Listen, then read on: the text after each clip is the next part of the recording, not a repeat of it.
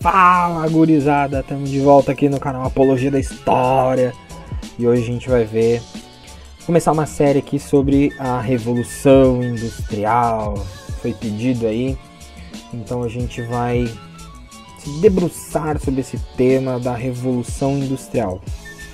Eu costumo dizer para os meus alunos que história não adianta querer decorar, tem que entender. Então, essa aula de hoje não vai ser um resuminho sobre a Revolução Industrial, não vai ser uma aulinha de Revolução Industrial, vai ser um aulão, vai ser a melhor explicação sobre Revolução Industrial que vocês já ouviram na vida de vocês inteira, tá? Então, essa aula, vou inclusive dividir a aula entre as causas e as consequências da Revolução Industrial. Essa daqui vai ser a primeira aula. Se ela ficar muito grande, eu vou acabar dividindo ela em duas. E a gente vai ter 3 partes, ou até 4, não sei ainda, vou ver. Mas essa aqui, se ficar muito grande, eu vou acabar dividindo o vídeo em 2. Essa aula aqui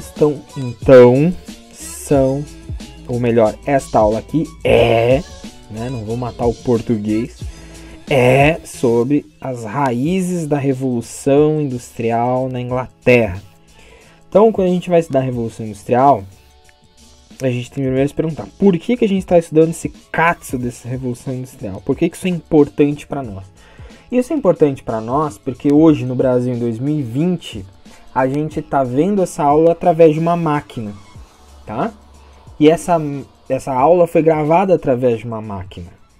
Então, provavelmente vocês têm uma máquina no bolso de vocês, provavelmente vocês entram dentro de uma máquina para se locomover pela cidade. Normalmente a casa que construiu, o que construiu a casa de vocês foi feito com máquinas de algum tipo, talvez, tá? Então a gente é rodeado por máquinas. Então quando é que surgiu esse mundo construído por máquinas? Quando é que isso surgiu? Foi durante a Revolução Industrial. A Revolução Industrial muda o mundo que a gente conhece. Ela muda completamente as relações sociais, as paisagens, a cultura das pessoas, muda inclusive a noção de tempo que as pessoas tinham da época anterior para a época pós-Revolução Industrial. Então ela é extremamente importante para a gente entender o mundo que a gente vive hoje. Então, para entender o mundo que a gente vive hoje, a gente precisa entender a Revolução Industrial. E para entender a Revolução Industrial, a gente precisa ver aonde que surge a Revolução Industrial. E a Revolução Industrial surge primeiro na Inglaterra. Então, a gente precisa entender quais as raízes da Revolução Industrial na Inglaterra. Tá bom? A aula de hoje vai ser sobre isso. Mas eu já falei para vocês, vou repetir. Isso aqui não é aulinha. Vai ser uma aula completa para vocês entenderem tudo que levou até a Revolução Industrial na Inglaterra, tá? Então, essa primeira partezinha aqui, talvez para quem esteja estudando, principalmente no ensino fundamental, não faça muito sentido, porque isso não cobra nos livros, não deve ter nos livros didáticos, mas eu acho interessante para entender um pouquinho da Inglaterra antes de chegar nos nossos finalmente aqui. Então, sem mais delongas, vamos começar a nossa linha do tempo com a Conquista Normanda. Que é isso? Vamos abrir aqui. Muito bem, olha que bonito. A Conquista Normanda, pessoal, nada mais é do que a invasão de normandos às Ilhas Britânicas no ano de 1066. Esse ano aqui é extremamente importante para a história da Inglaterra, tá? Vou explicar. Até esse ano, a Inglaterra era um lugar que era composto de vários povos que ali estavam se degladiando, ora um se sobrepunha ao outro. Então a gente tinha saxões, a gente tinha os anglos, a gente tinha os bretões, a gente tinha os pictos, tinha vários povos lá, de origem celta inclusive. Então durante toda a Idade Média, que esses povos ficaram entre si, se degladiando ali e tentando impor um contra o outro. Lembrando que a Inglaterra ela já tinha sido ocupada até a metade dela pelos romanos, né, na Antiguidade, mas com o fim do Império Romano ela ficou ali à mercê das invasões saxãs, anglos, vários povos germânicos, né, chamados de povos bárbaros, migraram ali, navegaram e migraram para aquela ilha ali, e cada um ia levando sua contribuição, principalmente linguística, né, a língua anglo-saxônica, que é o inglês, vem do povo anglo, mas misturado com o povo saxão, né, então a gente tem essa mistura inteira aí. Em 1066 acontece a última invasão, essa que vai definir como vai se dar a Inglaterra a partir de então, que vai ser os normandos. Quem são os normandos? Os normandos eram vikings que desceram ali para aquele mar do norte e se fixaram no norte da França, tá? Do Reino Franco. Como eles ficaram ao norte do Reino Franco, eles se tornaram vassalos, inclusive do rei francês, eles passaram a ser conhecidos como o povo do norte, normandos, tá? Então os normandos eram descendentes de vikings estabelecidos ali no norte da França. Para quem não sabe, essa região vai ficar conhecida como Normandia, que depois vai aparecer de novo nos livros de história lá na Segunda Guerra Mundial, né? Com o desembarque da Normandia na Segunda Guerra Mundial, vai ser justamente nessa região aí. Então a gente está falando de um povo, tá? Que tem uma língua já baseada no francês, que escreve latim e que invade com tudo ali a ilha da Inglaterra, certo? A Batalha de Hastings, que é essa daqui, ó, é a batalha onde o rei Harold, inglês lá, natural, nativo da ilha da Inglaterra, vai ser morto em batalha, e o novo rei vai ser o rei normando William o Conquistador, tá? Ou também conhecido como Guilherme, porque o William traduzido para o português fica Guilherme, então vocês podem achar como esses dois nomes, William ou Guilherme. E isso vai ser a consolidação da monarquia inglesa. Ele vai impor o sistema feudal lá na Inglaterra, e a gente vai começar a ter a construção da Inglaterra a partir dessa invasão normanda, tá? Essa batalha de Hastings aqui, pessoal, ela é muito conhecida por causa dessa fonte material, que é essa tapeçaria de Byway, tá? Da Batalha de Hastings de 1066. Essa peça é uma peça gigantesca, olha só. Vou dar um zoom aqui para vocês, ó. Ela é uma peça gigantesca que conta toda a história da invasão. E é por isso que a gente conhece a história da invasão dos normandos à ilha inglesa, tá? Olha aqui Harold escrito, ó. Tá vendo? Tem toda a história, é como se fosse uma história em quadrinhos, só que da Idade Média. Beleza? Deixa eu voltar aqui. Muito bem, então a gente tem o rei Harold morto em batalha. Existia um mito de que ele tinha tomado um flechaço no olho, porque isso está desenhado lá, mas parece que não era o rei que morreu assim. Mas por muito tempo essa batalha de Hastings ficou conhecida justamente pelo rei Harold morrer com um flechaço no olho e o William conquistar as terras inglesas. Então aqui é a imposição dos normandos. Então o que é ser o inglês? Quem é o inglês? O inglês ele é a soma do normando, mais o bretão, mais o celta, mais o saxão. Tá? Então essa mistura de povos germânicos, ali que vem daquele processo de invasões bárbaras, né, acaba gerando o inglês moderno. O que vai ser interessante aqui para nós? Ó? Vamos guardar esse detalhe aqui. E por que eu estou falando dessa conquista normanda, né? O que isso tem a ver com a Revolução Industrial? Esse fato que vai ser bastante importante para nós. A nobreza inglesa vai ter terras na França. Isso vai ser importante para nós, depois eu vou falar mais sobre isso. Aqui já começa a aparecer em alguns livros de história, que é a Magna Carta. Tá? O que foi a Magna Carta? Magna Carta de 2015. Para quem não sabe, aparece no filme lá do Robin Hood de 2010, tá? Vamos ver o que a gente tem aqui nesse link, olha só.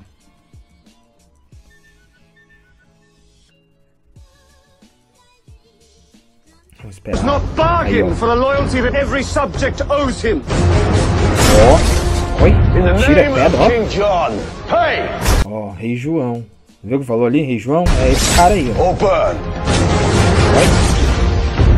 Many wrongs to be righted in the Malvadão, né?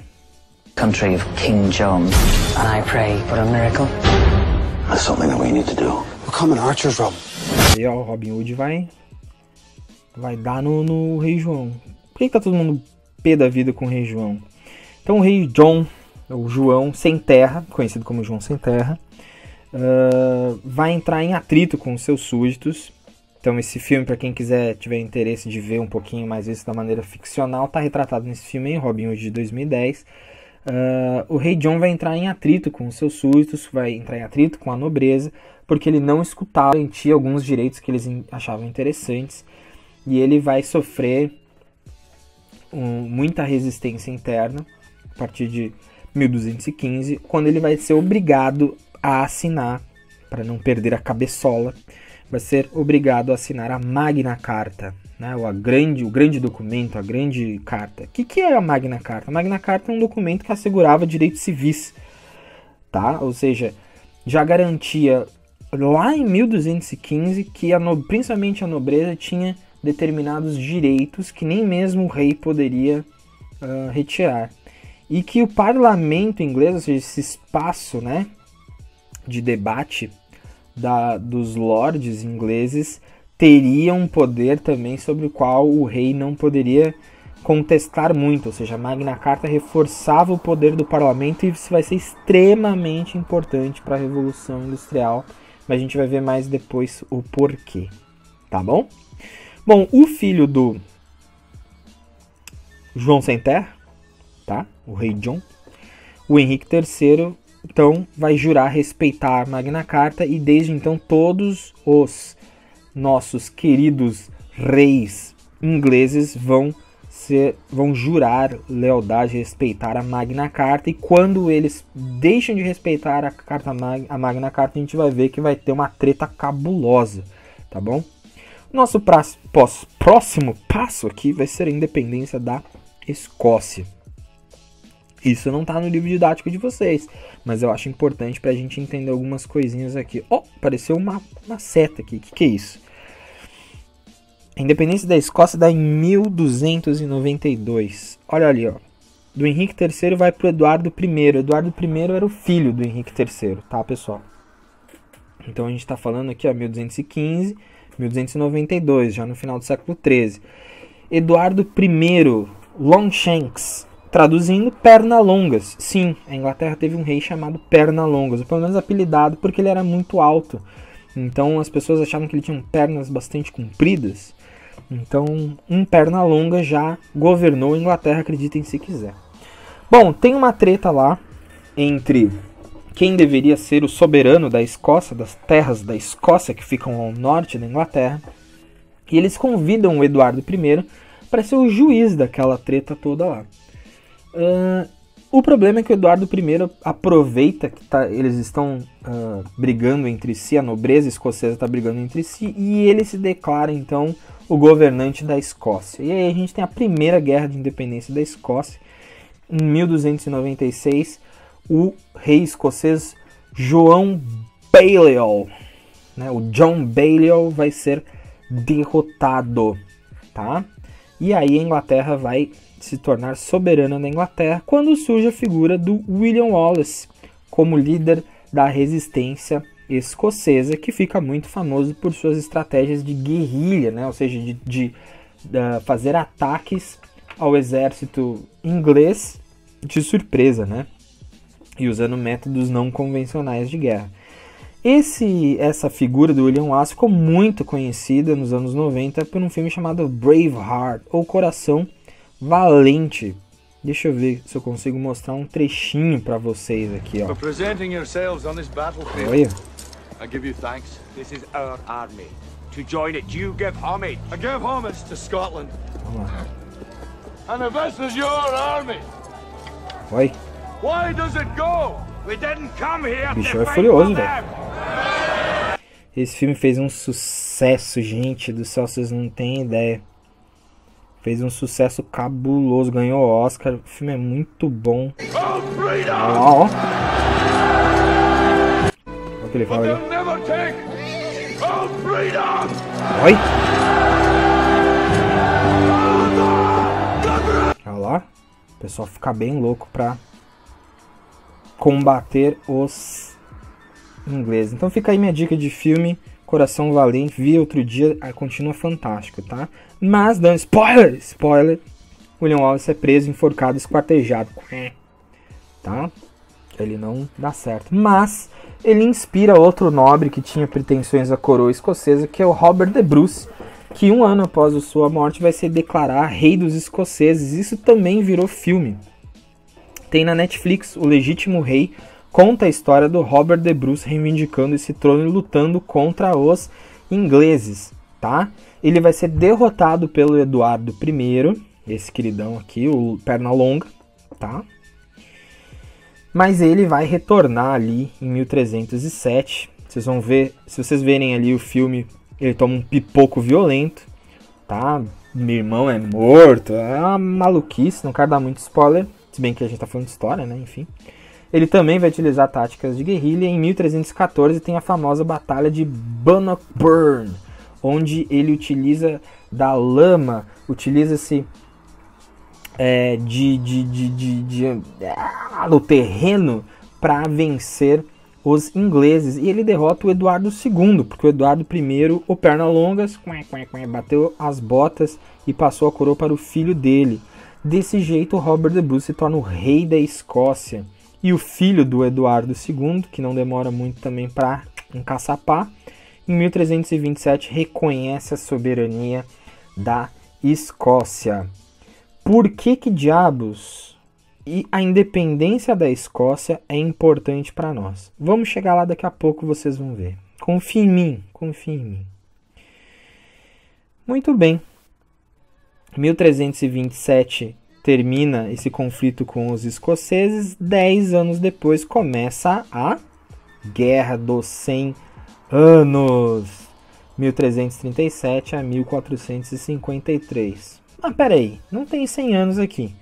Então, o pessoal do Humanos não sabe contar muito bem, né?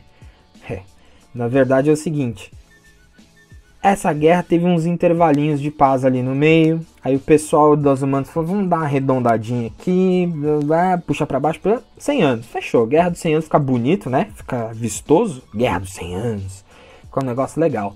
E aí a gente usa isso aí, tá? E aí ficou conhecido como Guerra dos 100 Anos. Muito bem, o que é a Guerra dos 100 Anos? A gente tem na França uma treta. Morre o rei francês e ele não tem herdeiros. Um dos parentes mais próximos deles era o Eduardo III. Esse aqui, ó, que assumiu a soberania da Escócia. Vocês estão vendo que tem uma flechinha aqui? Por que o Eduardo III reivindica o trono francês? Vamos seguir essa... Olha a volta que dá, rapaz do céu. Por quê? Olha, porque a nobreza inglesa tinha terras na França. Porque a nobreza inglesa continuava sendo descendente de normandos com terras no norte da França. E o Eduardo III era parente do rei francês que havia morrido e por isso reivindicou para si o trono da França. Portanto, ele seria rei da Inglaterra e rei da França. Seria uma das maiores monarquias da Europa, se não a maior para o período. Só que, obviamente, os franceses não vão aceitar. É bom dizer que nessa época, os reis ingleses, a nobreza inglesa de maneira geral, não vivia na Inglaterra.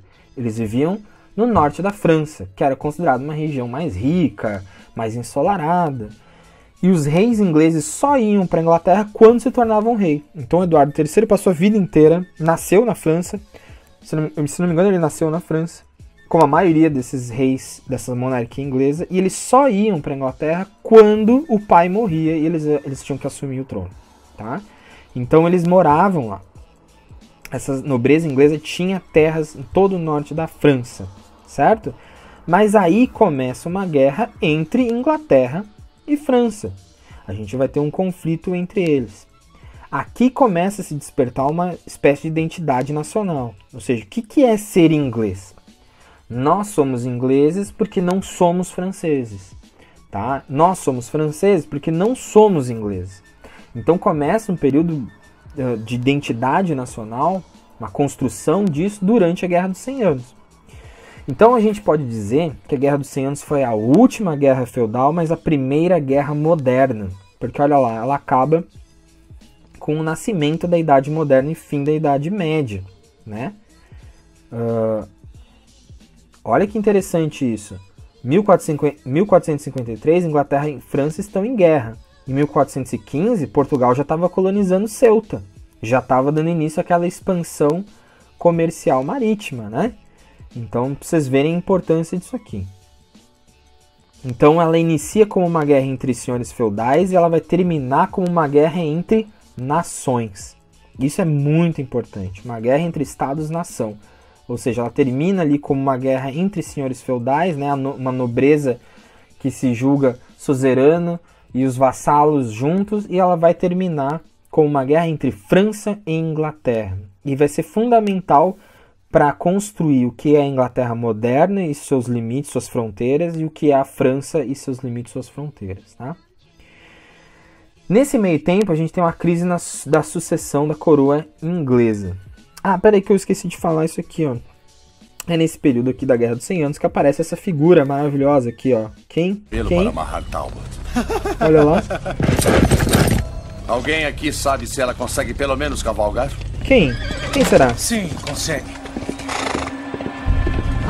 Olha lá. Quem é ela?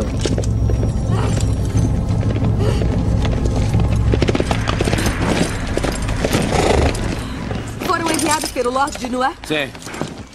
Vamos.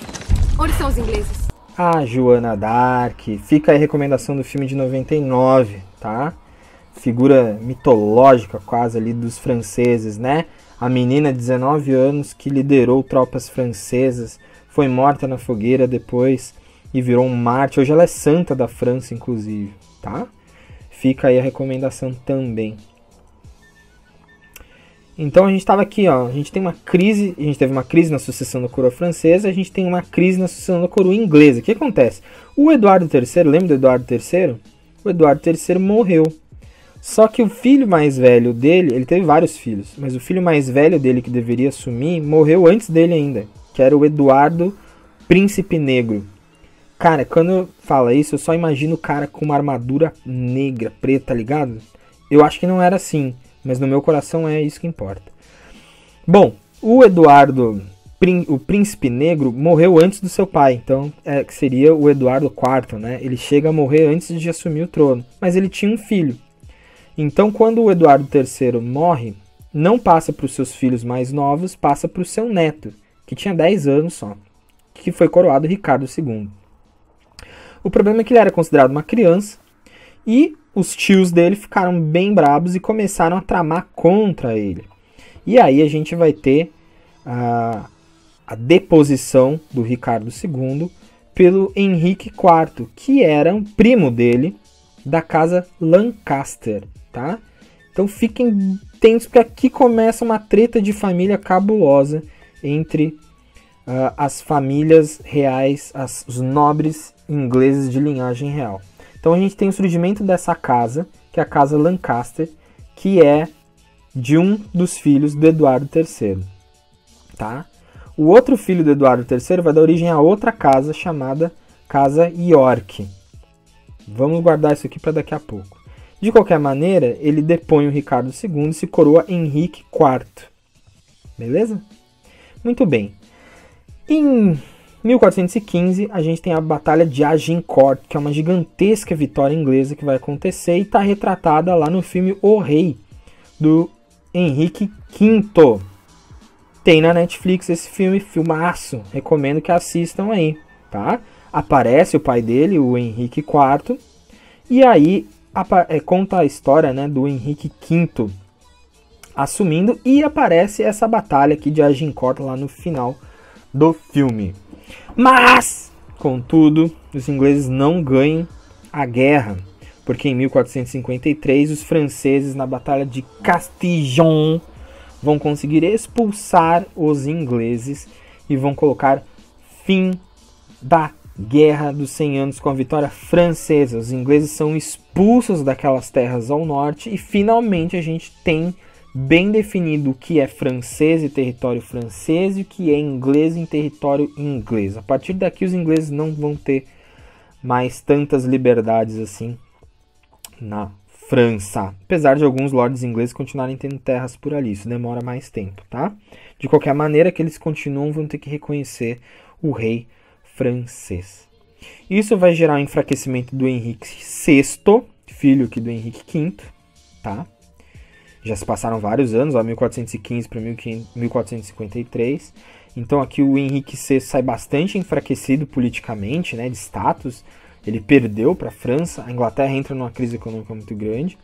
E a gente tem, em geral, um enfraquecimento da nobreza, porque eram os nobres que iam lutar, né? Eles que tinham as armaduras, eles que eram aquela classe na Idade Média voltada para a guerra.